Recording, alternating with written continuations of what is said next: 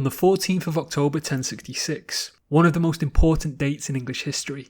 William of Normandy defeated Harold Godwinson at the Battle of Hastings. This ended the line of Anglo-Saxon kings, and a time period that had existed since 410 AD.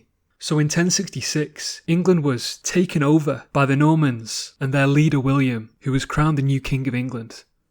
William was a baguette-loving, frog-eating, foreign invader. He was French.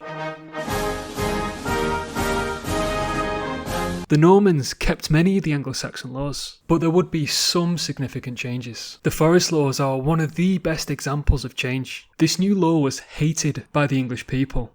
Most villages in medieval England were surrounded by forests and woodland. These forests were extensions of the farms in the villages. More like gardens, they were looked after and maintained by the communities. The forests were a resource for plants, herbs, and timber.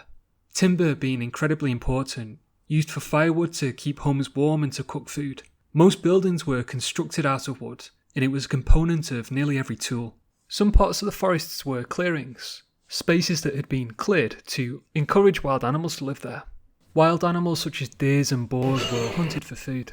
Hunting wasn't just useful for these reasons, it also held ritualistic significance as well.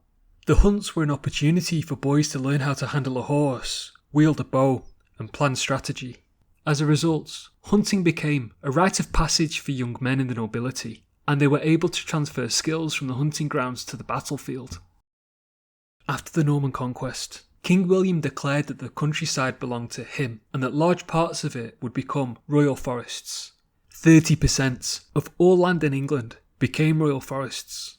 The forest laws meant that what had previously been common land, where people had the right to catch a few animals or gather resources, was now strictly controlled by the king. In royal forests it became illegal to carry hunting weapons like bows or go in with dogs. Hunting wild animals was treated as a new crime called poaching, illegal hunting on land that belonged to somebody else. The laws even went as far as making it illegal to take a fallen branch out of a forest.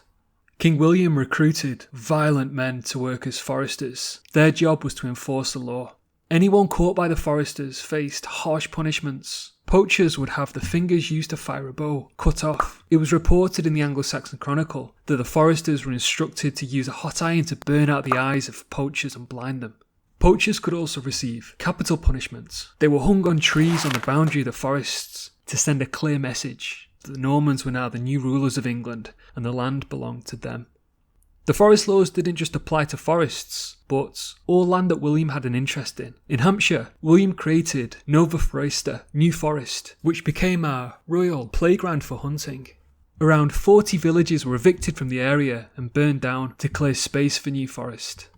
The people of England hated the forest laws, for good reason. The laws took away their access to natural resources. They were robbed of important freedoms and the ritual of the hunt. They could buy hunting rights from the king, which would allow them to use the forests, but hunting rights were so expensive, no ordinary peasant could afford them.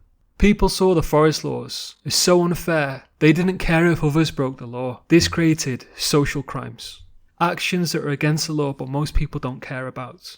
The impact of the forest laws were judged in the Chronicles of Abbot Adam, a primary source written in the early 13th century. Clearly the forest laws, and the men who enforced them, were deeply unpopular with the people of England, as was King William.